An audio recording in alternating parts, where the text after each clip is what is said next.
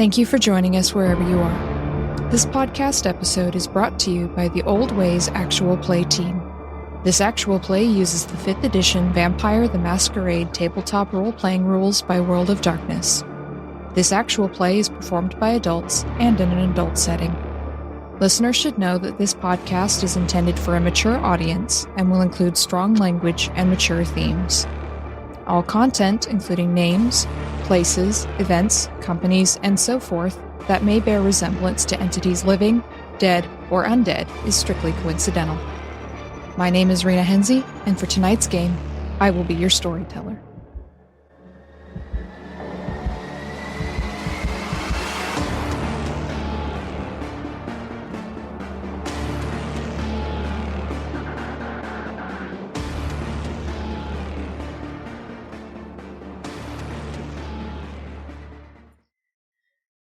Greetings and welcome to another episode of the Old Ways podcast's Vampire the Masquerade Chronicle, Blood Moon Rising. I am your storyteller Rena, and tonight we are bringing you the final of our character prologues, introducing the last member of our little coterie to all of you.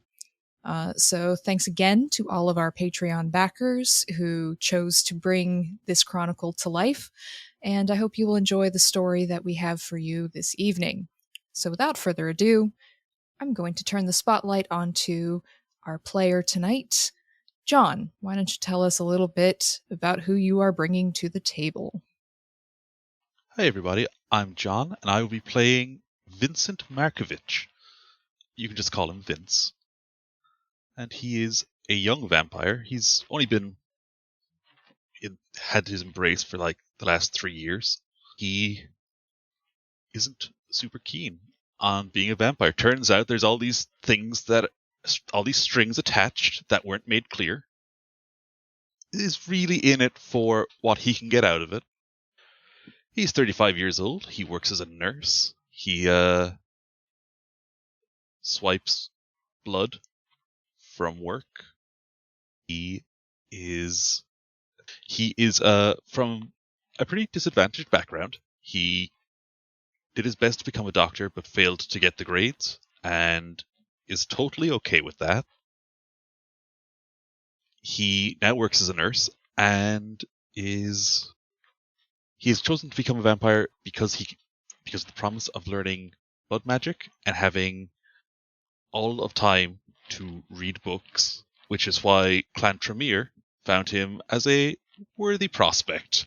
He has been sired into the clan and is among the lower members of the San Francisco Brotherhood or family.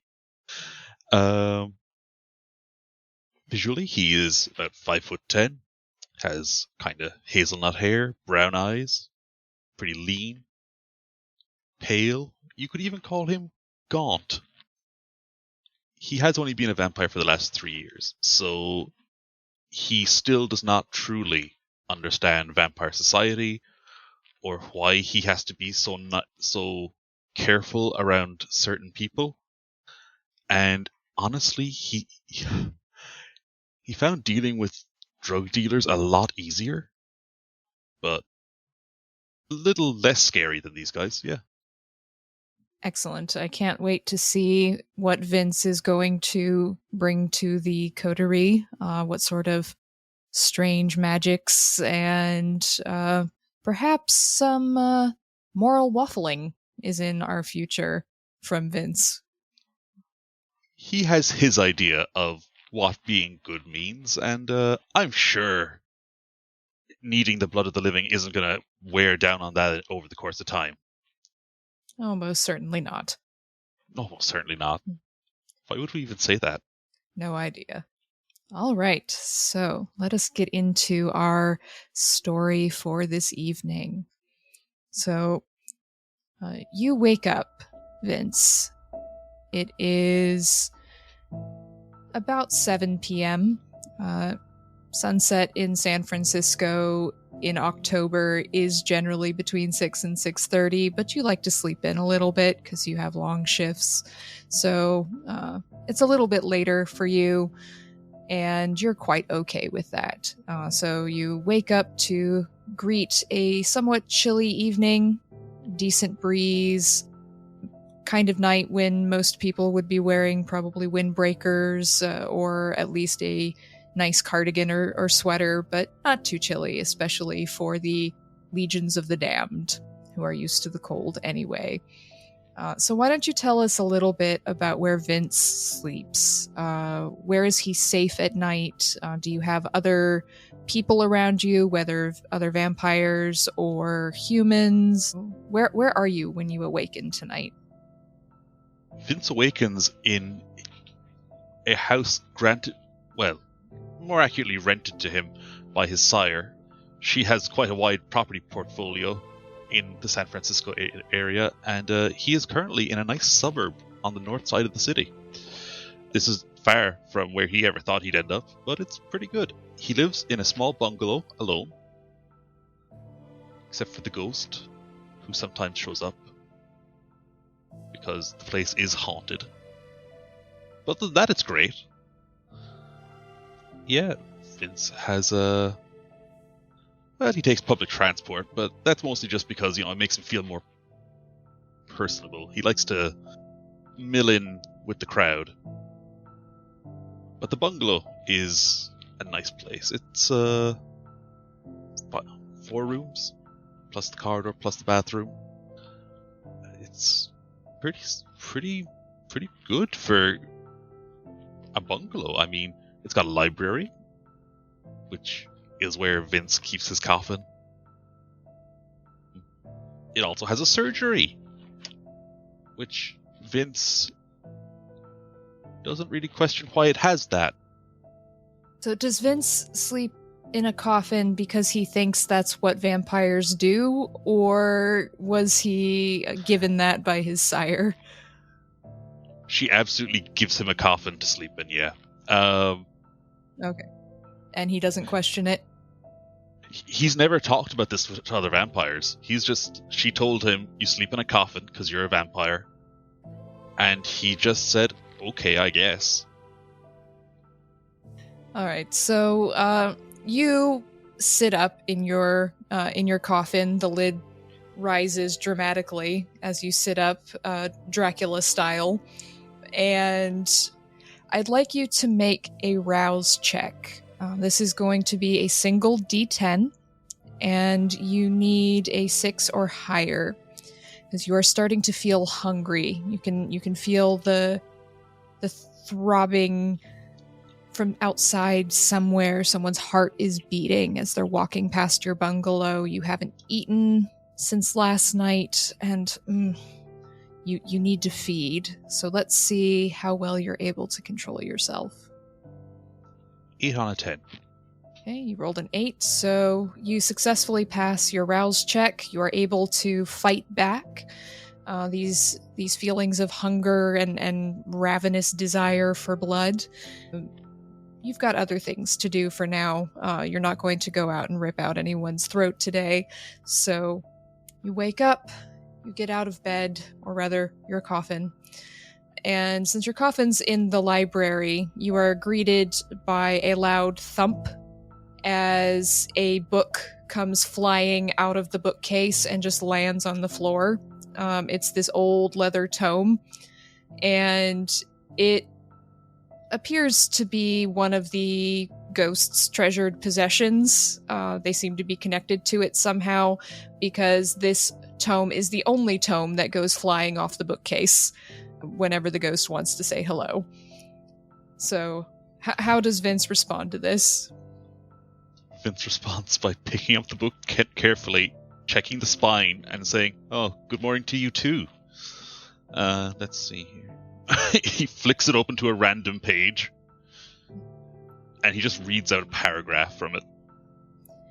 You feel a kind of sense of calm almost as you read this section out of the book, and there's a bit of a cold sensation that you're used to by now, almost as if something else is moving your fingers to turn the pages just for a few minutes, but you feel calm and satisfaction from somewhere. and then you can close the book and return it to its spot on the shelf. And that feeling of that presence that was in the room has gone now. Your ritual is complete for the evening.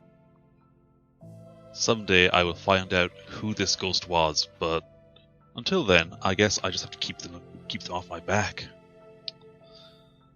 That's tomorrow's problem. It's fine. Well, you read to them tonight, so that there won't be any rivulets of blood trickling down your coffin walls while you're sleeping tomorrow morning. It's a real or hassle. Any clanking sounds. Yeah, no giant spider feeling crawling up you while you're trying to sleep. So you've done what you needed to do today. I absolutely view this as helping the ghost and being kind to them, but deep down inside, I'm pretty sure the ghost has bullied me into reading them a story, and I'm not too sure how I feel about it. It's a very complicated feeling, for sure. Yeah, there's layers to this relationship. Well, you put those aside for the moment, because you have bigger issues on your metaphorical plate tonight. You need to get to work, because you have some business to attend to, let's say. So, how do you get to work at night? Do you take public transportation? Do you walk? Do you take an Uber? Time permitting, Vince takes public transportation. He just likes to be amongst the crowd. Helps him blend in, feel like he's still just another person going about their business, going to work. He just looks at the people around him. There's a lot more people watching than he used to do. But, he keeps reminding himself, they're human beings. They're all people with their own interesting backstories. They all have their own places they're going. Yeah, people. You get on the bus tonight, and it is a bit more full even than usual. Probably just because of the chill of this evening, more people are choosing to ride the bus instead of maybe walk like they would normally do. And it's very comforting to you, this close press of people, even as you're steadfastly ignoring the scent rising up off of all of these bodies, that intoxicating, delicious, living blood that you can smell when you brush up against someone and you can feel their heartbeat just for a split second.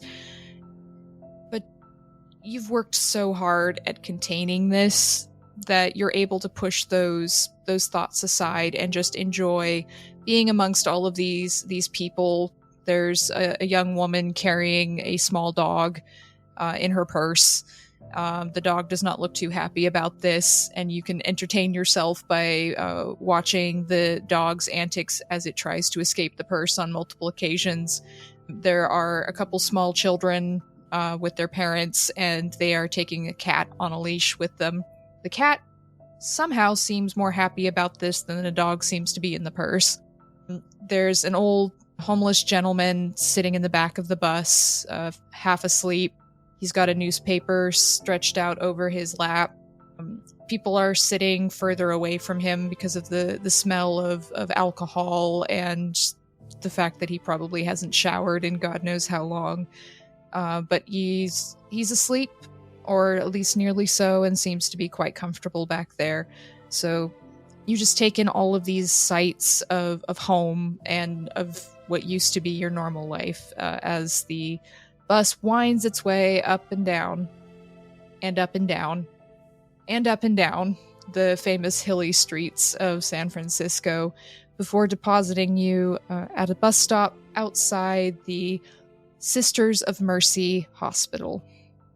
It's a fairly small hospital, all things considered. It's a bit more high-end, let's say. It is a religious endowment hospital. It's a Catholic hospital, and it focuses mainly on the elderly and on end-of-life care.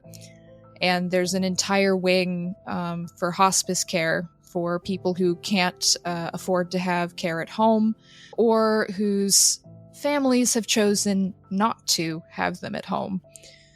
There's also part of that ward for the charity cases that the Sisters of Mercy, this religious organization, bring in, who have nowhere else to go, are terminally ill or injured, and are brought in off the street. There's a whole section of the hospice wing dedicated just to these people, and often it's the job of the night nurses to do the most care for these particular unfortunate people.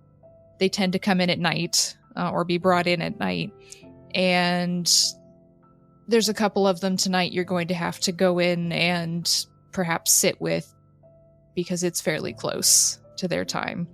And you have a knack for knowing, or at least coming pretty close to, the end for some of these people. You can just sort of feel it. You're not sure how or why. This is something that you had even before you were embraced. You could just sort of feel it. And perhaps that's why you went into hospice care when you became a nurse. Yeah, and it's a big part of why he chose this field. He absolutely believes he is doing people a much needed service by being there for their loved ones, and being there for them when the end is come and nobody else can be there. So you walk into the hospital. The night guard on duty smiles at you from over his giant cup of coffee. As you swipe in with your ID card, the doors slide open. The night receptionist, Sally, a young woman with really long blonde hair that she keeps up in a ridiculously tight ponytail. So tight, it makes her face seem like it has no lines, no wrinkles or anything, which is probably the intended effect. She also looks up at you and says, "Hey, good evening, Vince." Good evening, Sally. And he's just gonna stop and check something on the desk, and he's just like, "So, how was your weekend?" I mean, not too bad. I got stood up again. I don't know what it is with me and losers. I mean, I keep, I swipe for them, and we set things up, and then they don't come. I don't know what's wrong with me. And he's like, "Sally, it's important to remember there's nothing wrong with you. There's something wrong with them.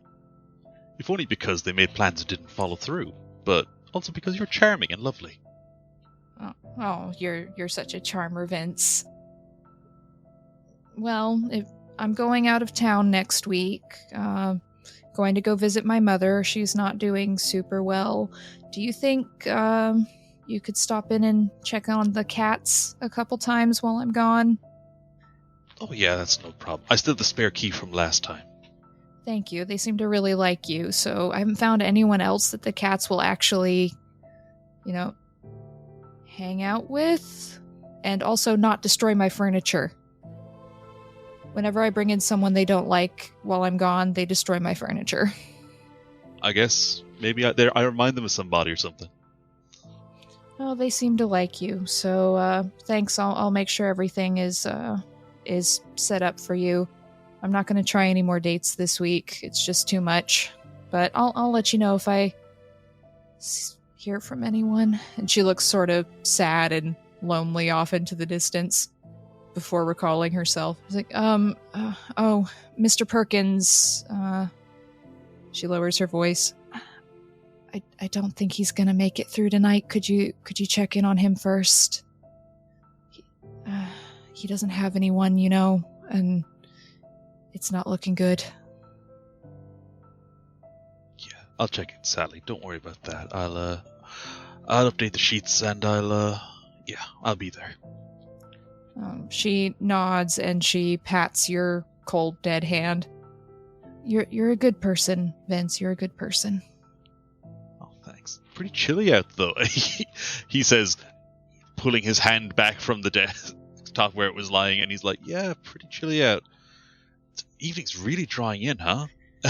Yeah, you should try some gloves, Vince. Don't want to get sick, catch a cold.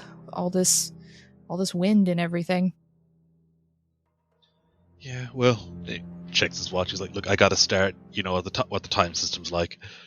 She reaches under the desk and she pulls out a box of disposable masks, medical masks, and she hands them to you. She says, "I noticed you were running low, so I had them leave another box up at the desk so I could hand them to you before you go scrub up." Aw, thank you. He's like, Sally, someday I hope you find someone who makes you happy. You'd make anyone happy. And he's just gonna, take the masks and go off towards the changing room. He's just gonna whistle a tune as he goes. She blushes a bit and looks a little flustered, but she's smiling as she goes back to doing whatever data entry she was doing on her computer at the desk. So you get back to the staff room where all the lockers and everything are, so you can change into your scrubs. What kind of scrubs does Vince wear? Are you a plain green kind of guy, or do you tend to go for more interesting prints? It tends to go for plain green. I mean, it's easier to buy them in bulk, and people expect it when they see you. You become kind of a reassuring piece of furniture to some extent when you are what they expect to see. That makes sense. So you scrub up fairly quickly, wash your hands very carefully for several seconds longer than absolutely necessary. You're not sure if bacteria can live on your dead hands at the moment, but you're not going to break protocol.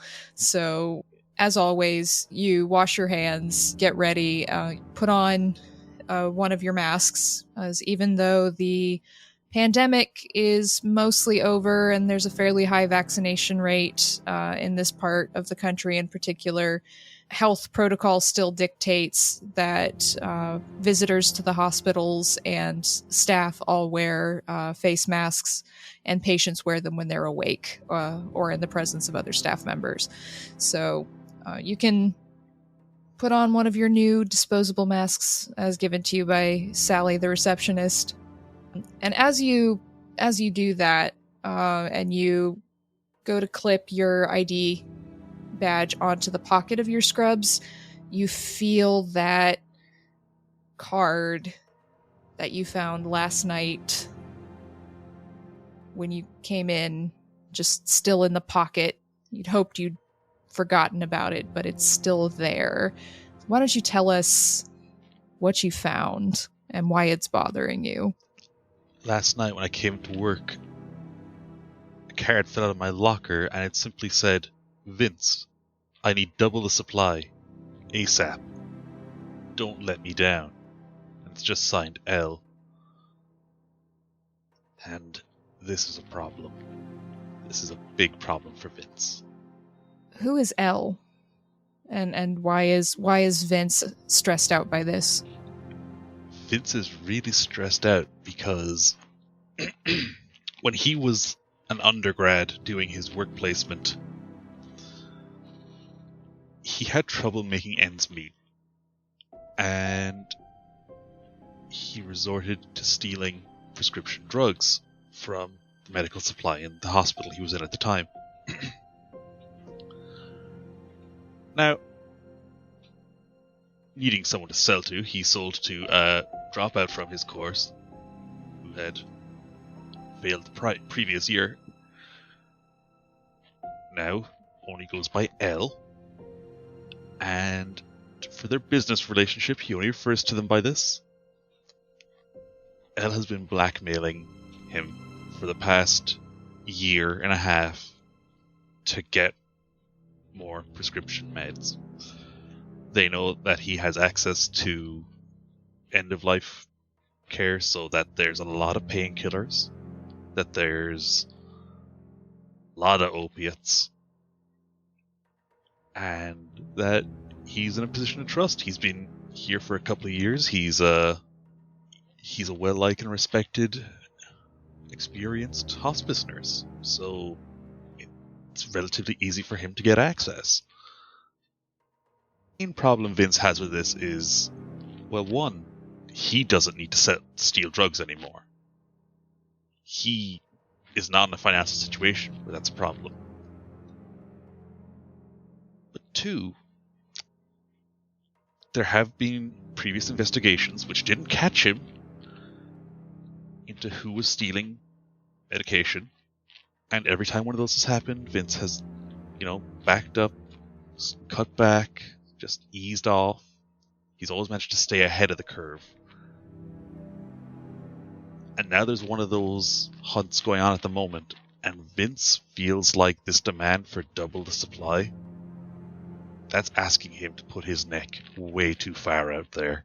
So he's going to have to deal with Elle somehow. Yes, that's a bit of a tricky situation for Vince. How are we going to deal with Elle? Well, maybe we'll see. Maybe we won't. You'll figure it out. He's always figured it out. That card is almost a weight inside the pocket of your scrubs as you get ready to make your rounds. And it's always present in the back of your mind that you don't know when Elle is going to show up. The last time Elle showed up near the hospital, which kind of freaked you out a little bit, and Elle could be here now. Elle could be waiting for you at home. When you go home, you have no idea. So it just sort of is constantly ticking away in the back of your mind like an irritating clock that just won't stop. But you have work to do. So you go out into the hallway towards the hospice wing. It's a hospital, so you've got the linoleum floors and you've got the very sort of ugly beige walls that are in constant need of repainting, and there never seems to be funding to get around to it. But at least the lighting is fairly good, thanks to the funding that the organization does get. Pretty decent lighting, and the snack machines are always full, which used to be a good thing for you and now doesn't really matter anymore. We had an excellent brand of pepperoni in there. Just, the little thin sticks, and that's lost some of its appeal in the last couple of years. Couldn't tell you why, though. So your rubber-soled shoes squeak a little bit on the linoleum. Irritates the hell out of you as you're walking down the hallway. Just some nights you can block it out, but some nights, like tonight, it's just adding to that already ticking in the back of your head that's building up and building up. But you are able to stop thinking about it for the moment. You're able to sort of push it aside. Maybe not completely block out all of the worry and the noise, but at least dampen it, because what you're about to do requires your full attention. So you go up to a door that's half open. The doors are never completely closed on patients' rooms. That would be a bit dangerous. But you knock softly on the door. You hear a hello? Hello? Hello, it's Vince here, just checking in. And he just pops his head in the door. So it's a 2-person room. You're not really going to get private rooms in this wing of the hospital, but the other bed is empty today. So there's just a very frail-looking elderly man, obviously ravaged by cancer, Mr. Perkins. There's this rasp and hiss of the ventilator that's keeping air pumping through his lungs, and he's lost what little hair he had left, and his face is fairly skeletal in appearance at this point. One withered, bony hand with a pulse oximeter on the finger is trying to lift up from the thin, slightly garishly patterned hospital blankets. He's trying to wave at you almost, but he can't quite get up the strength to lift his hand all the way. And through the rasp of the ventilator and through the slight blockage of the tubes in his nose that are helping him breathe. He, Nurse Vince, thank you for dropping by. Oh, don't worry. And Vince just like slides in the door and just like closes it behind him very quietly, not so as not to create any kind of harsh sound. Just quietly, just eases it shut. Mm-hmm. He's like, "So, Mr. Perkins," and he goes to the wall dispenser and takes out does out a small little hand dose of disinfectant and just does the hands again. And he's like, "So, how are you doing?" Not good. That nurse this morning tried to tell me I'd be out of here in a couple days, but... And there's this long, deep, rasping cough. It shakes his whole body. What you can see of it from under the cover. She was real nice, but also real bullshitty. Vince shares the laugh with him, and he's just like, "Yeah, well, I'm gonna be here. I'm gonna be here with you. You're not gonna leave alone." You can see some moisture welling up in the corner of his eyes, just a little bit. His body doesn't produce much anymore, but his hands are shaking, and he's able to get that one hand up a little bit further this time to reach out towards you. He said, "Thank you. Never thought I'd be doing this alone. I always thought in Nam with my brothers or the kids, but..." And he starts shaking his head a little bit side to side. "Man shouldn't outlive his own children. Ain't right. Should have gone a long time ago, Vince. Should have gone. Vince takes his hand that he's raised and he's just holding it. He's like, "Sorry, mine are a bit cold." And he like strokes the back of his hand with his thumb and he's like, "Hey, you'll see them soon. If you want, I can do something for the pain, and I can just sit here with you." Been too much for that. And he smiles weakly, and he's coughing, and you have to help him like spit up all of the phlegm that his lungs are desperately trying to expel. And he settles back into the pillow. "Spent so long in here not feeling anything. I want to feel it this at the end, It's just... maybe it's the last feeling, Maybe there's nothing after this. You a religious man, nurse?" Just call me Vince. Not especially. I just don't know what's on the other side, or if there is another side, or if there's an after. And, well, Mr. Perkins, I have to tell you that anybody that does know is either a liar or a crazy man. But, and he just gives the hand a firm squeeze. He's like, "The suffering will end. This too will pass." "I hope so. I really do."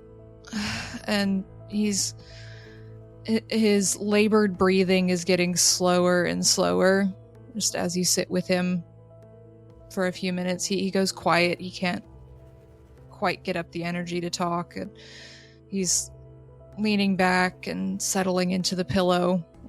Pillow almost swallows him a bit because of how frail he is.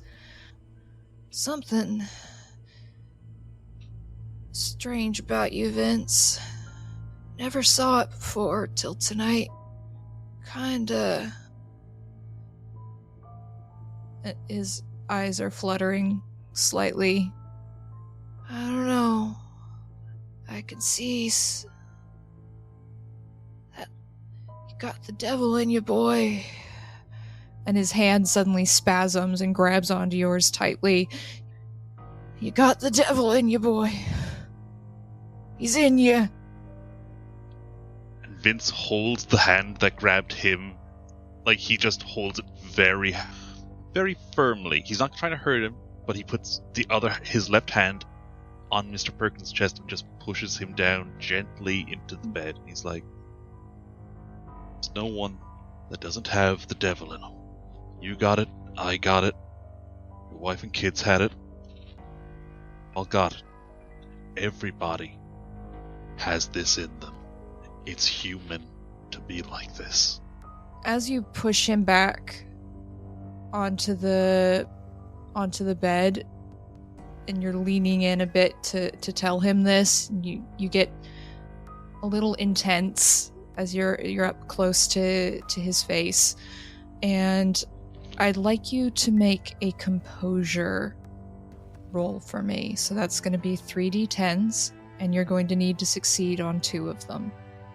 Let's see how that goes. So 2 7s and a 3. Okay, so you succeeded on 2 out of 3, which is good. His eyes are looking really blurry, and he puts up his hand as if to touch your mouth, as if he trying to find something that he thought was there, but he can't quite get up the strength, and his hand falls back down to the bed, and he rasps again. "Sorry. Gotta forgive an old man.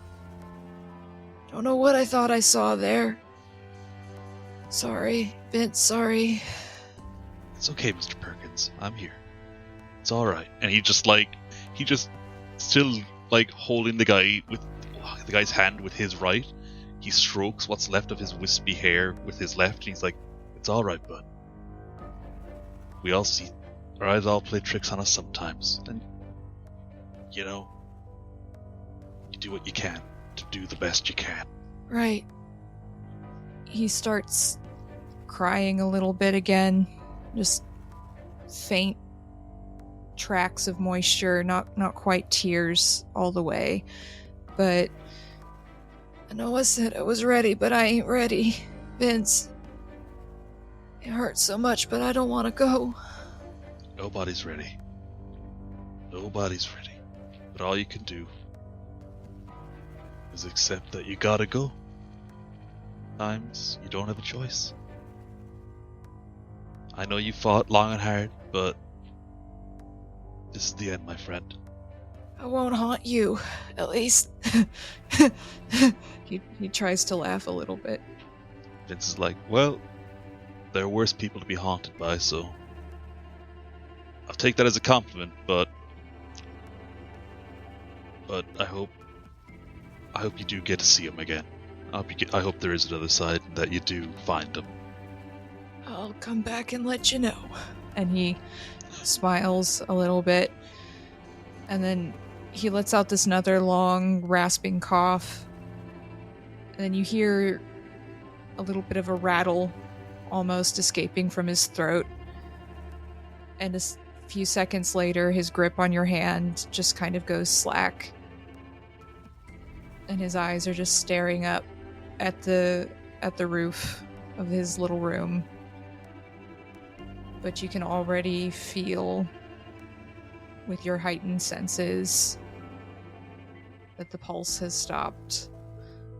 There's no longer blood flowing through this frail shell used to hold the soul, if there is such a thing, of James Perkins. Stands up and closes his eyes. Well, closes Mr. Perkins' eyes, not Vince's eyes. That would make no sense. But, yeah, he's just like, "I really hope you do find him." And he's going to, very methodically go about doing the procedure he's always done when a patient dies. And he notes the time of death and turns off all the gear around him. You go about this very quietly and methodically as a couple of the night doctors come rushing in. They would have been alerted when the machine started letting out that slow, steady beep to indicate there was no heart rate anymore. You're able to put your feelings aside, whatever they may be, and just turn off the machinery, quietly pull the curtains around so anyone coming through the hallway won't see what's happening. And Dr. Patel tells you that you did a good job. Yeah, you did a good job, nurse. Thanks for being with him. I'm sure he would have really appreciated it. But, you can go finish your rounds. We'll take care of him now. Oh, thanks, Doc. And he's gonna just disinfect his hands before leaving the room. And he, he takes a moment to just look back and then moves on to the next room. It's a fairly uneventful evening for you.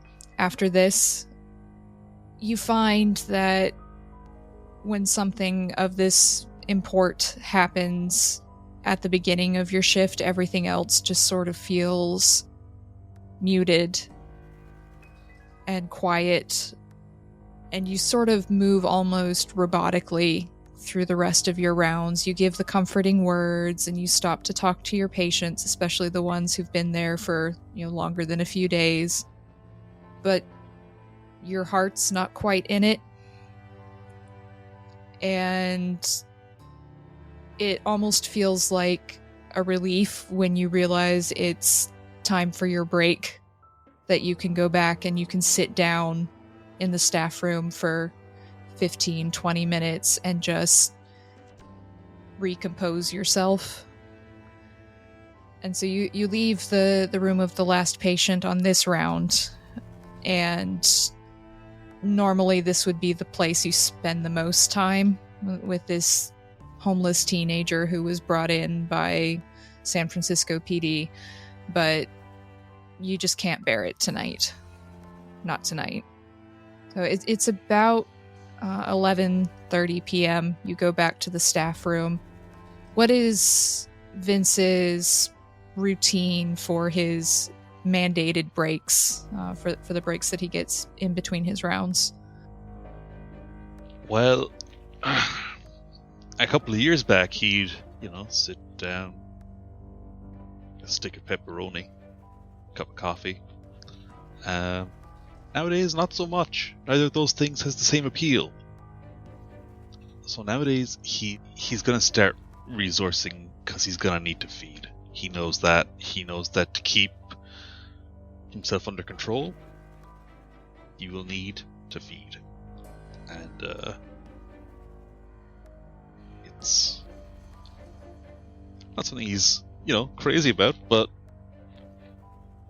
he's got to do it. So how does Vince feed at this point in time? What does he do?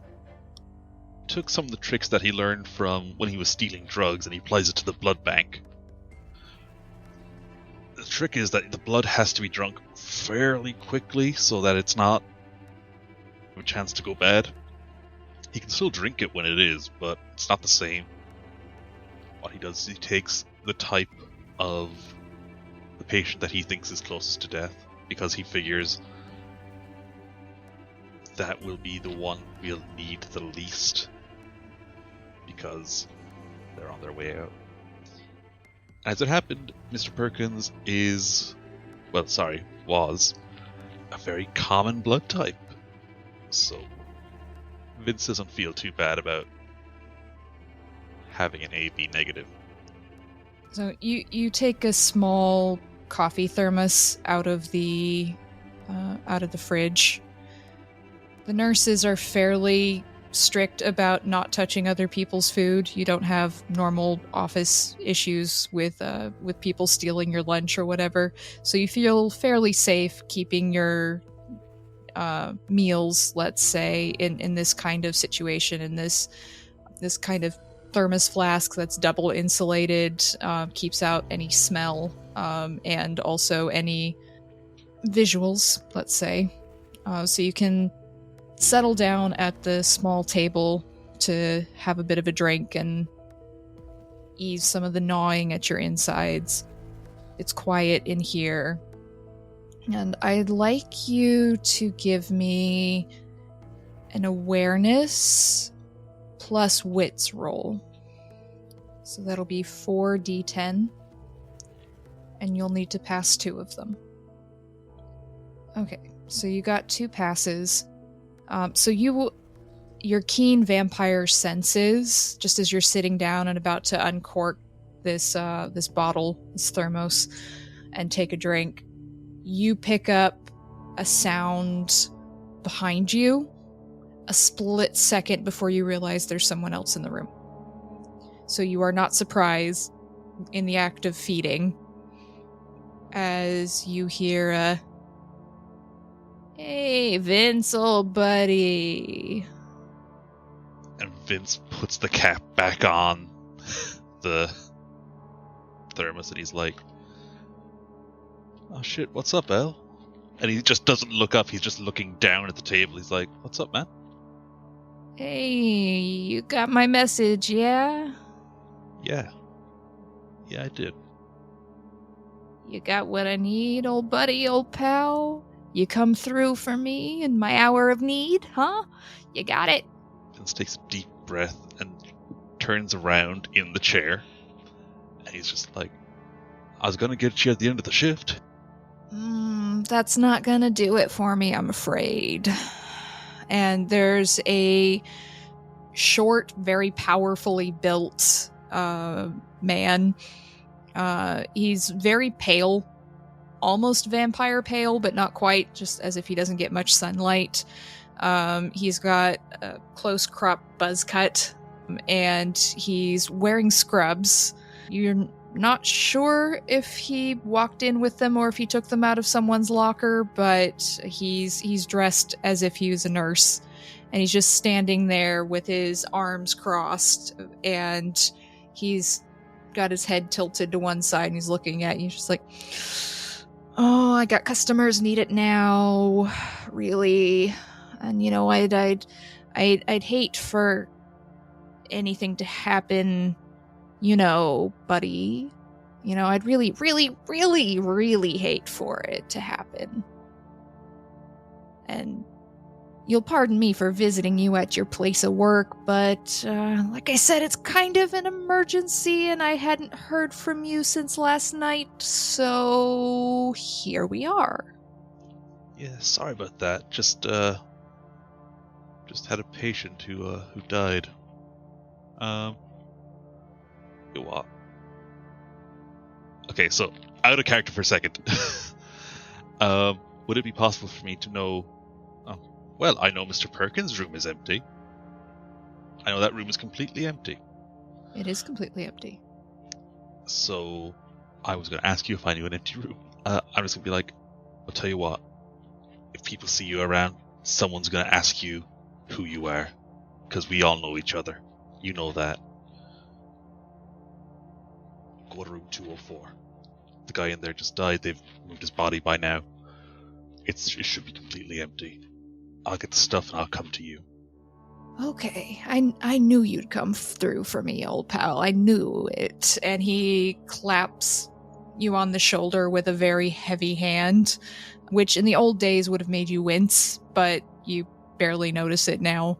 And he smiles, revealing very uneven, yellowed teeth. Some of them are broken. At least one is missing. He just says, 10 minutes, that's all I can give you. I'll wait." That's all I need. "Okay. I knew you could do it, old buddy, old pal. I knew you could." Yeah, don't worry about it. I'll get it and I'll be there. And he puts in some earbuds and picks up a mop and walks out into the hallway, whistling a tune as if he's just a night janitor going about his business. But he's headed in the direction of the sign pointing to room 204. Vince sticks his tongue into his cheek and he's just nodding. He's like, "I can deal with this. I can do something about this. I can get out of this. Except that I can't.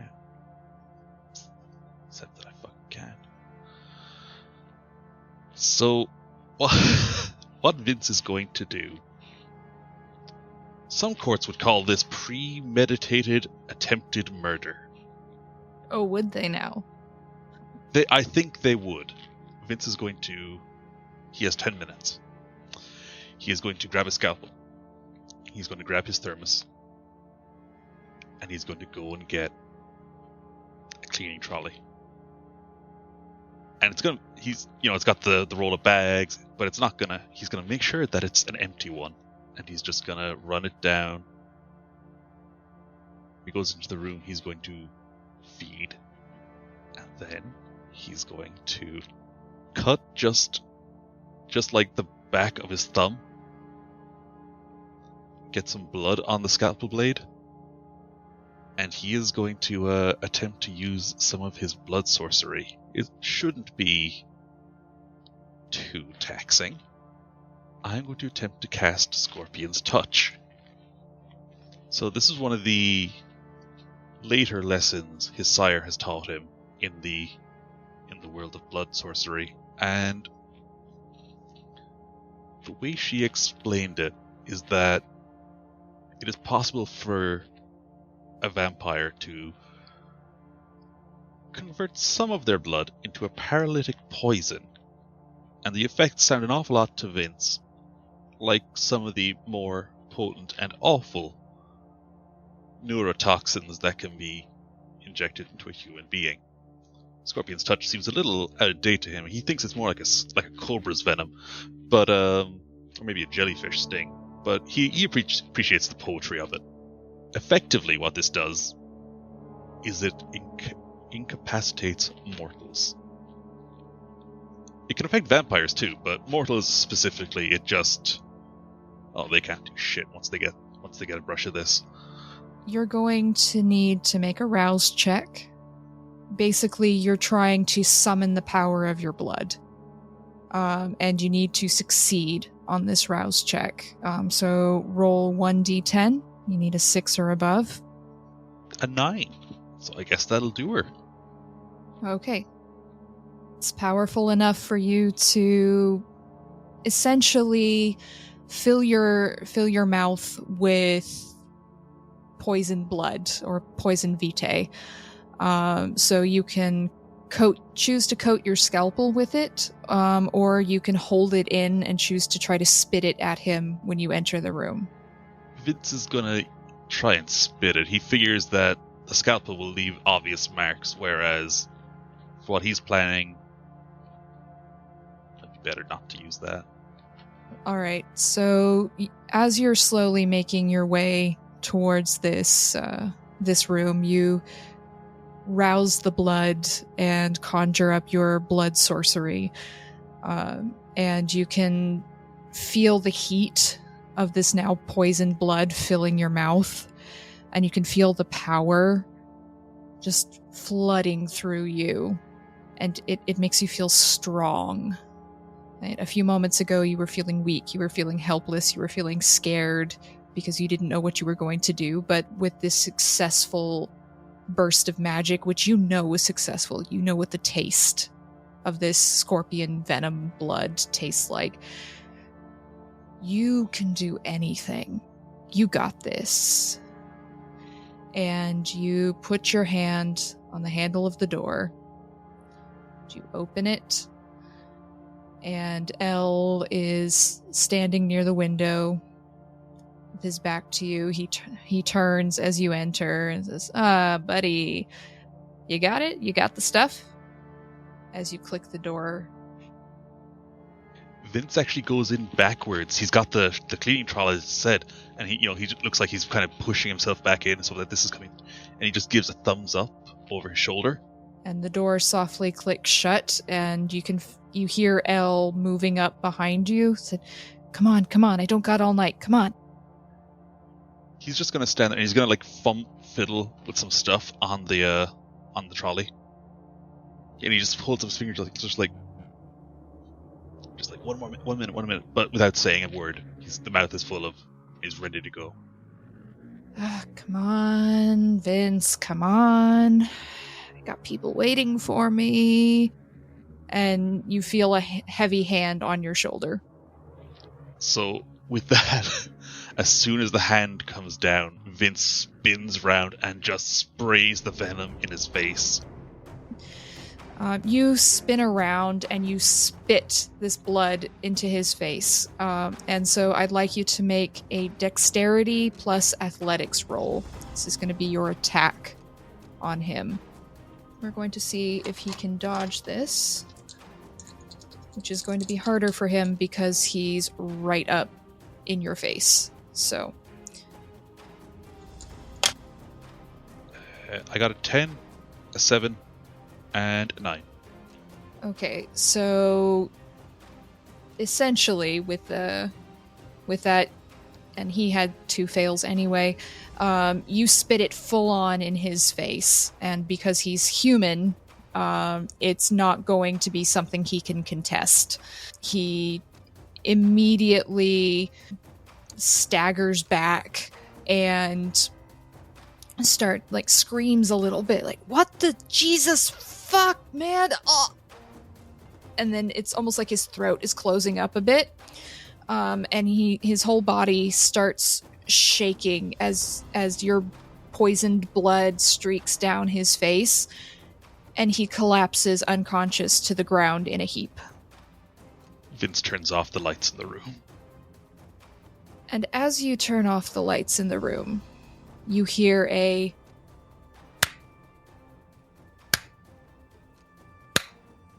slow clap. Oh, shit. Like, he just breathes it. He knows that whoever is there probably heard it. But, it's like, you're gonna get in my way? The curtain that had been pulled around Mr. Perkins' bed just gets pulled aside, and even in the dark with your vampire night vision, you see another vampire. Very obviously another vampire. His fangs are protruding far more than a healthy, satisfied vampire's fangs should. His skin is pulled almost taut against his face, making him look slightly skeletal. But he's got these lean, fox-like features. He's small, but he moves with a very feline grace as he comes towards you. He's wearing a long trench coat and a rumpled up, somewhat dirty-looking suit. It looks like a very expensive suit. It looks like he hasn't changed in a couple days. And a battered fedora askew on his head. And he looks at you with these big eyes. Good one there, Vince. You got him. You got him good. You gonna eat him now? Do I recognize this vampire? You do. Because of your previous interactions with the prince, you recognize Luther Garibaldi, who is a gangrel and is the prince's sheriff or enforcer. But he looks a little tired. There's these deep, dark circles under his eyes, and he definitely looks almost feral. Normally, he's very well put together, at least the times you've seen him.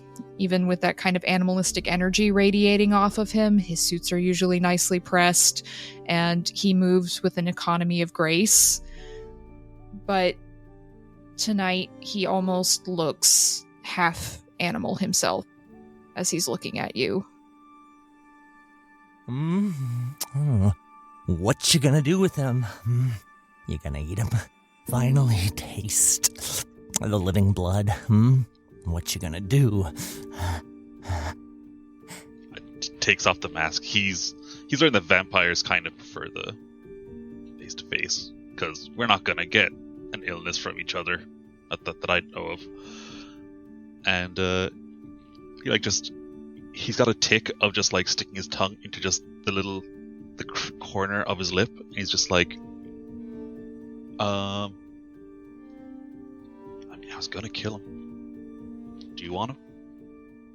I think he can still hear us, so I mean,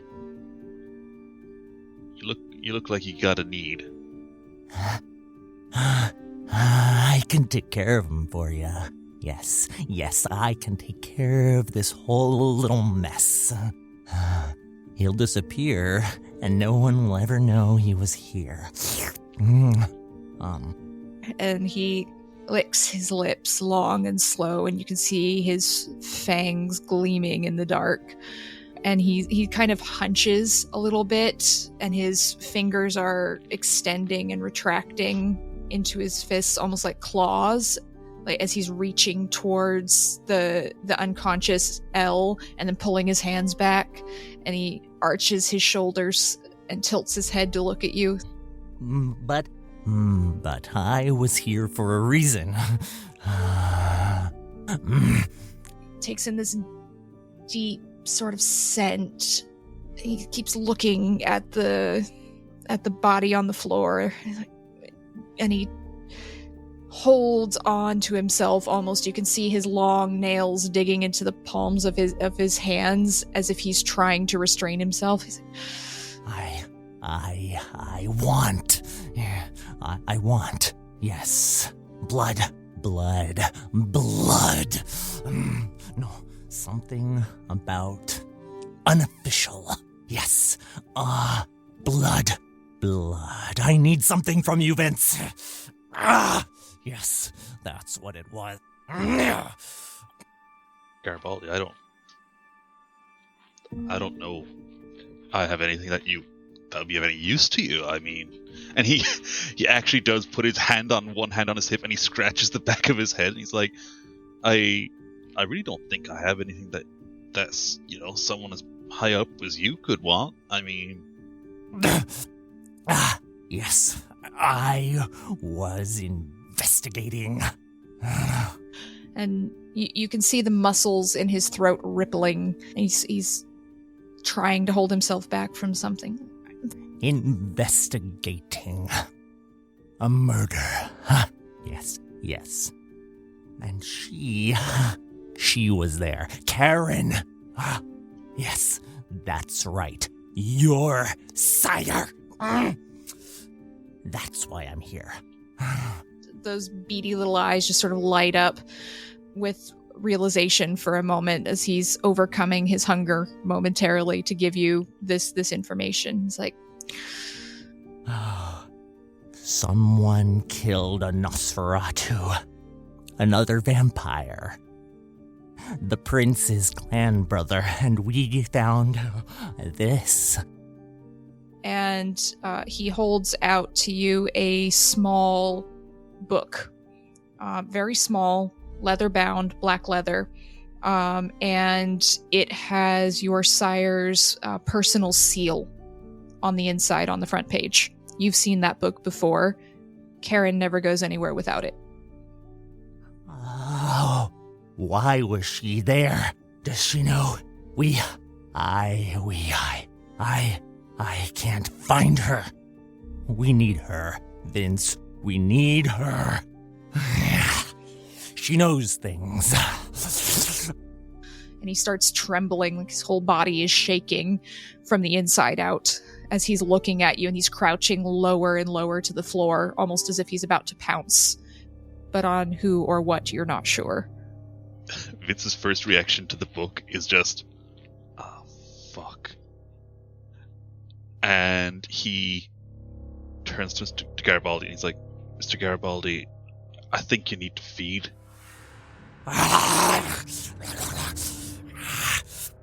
Sir, you can take him away elsewhere, or you can do it here.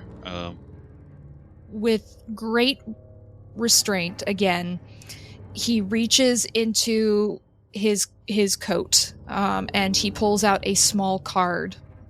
It's a bit battered. It looks like there's stained blood on the edge, but it has a phone number. He's like, call me with anything you find. And he thrusts the card at you, and in an instant, he turns away, and he leaps onto the unconscious form of Elle, and you see him reaching out a clawed hand for Elle's throat, just as Elle's eyes fly open. And you can see Elle's terror and dawning horror as he looks up at this thing that's on top of him. Luther Garibaldi doesn't even quite look human anymore. He's long and lean, and his nails look sharper and more claw-like from what you can see, and it looks like there's more hair along his whole body, and he slams Elle down into the ground, cracking Elle's head against the floor, and Elle tries to cry out, but the paralysis is still partially in effect, and he can't. And you can't look away. You can't.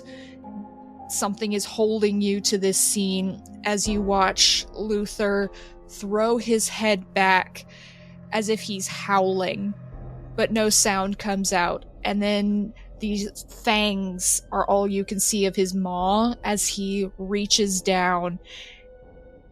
There's a sickening crunch as he rips Elle's throat out. Yeah.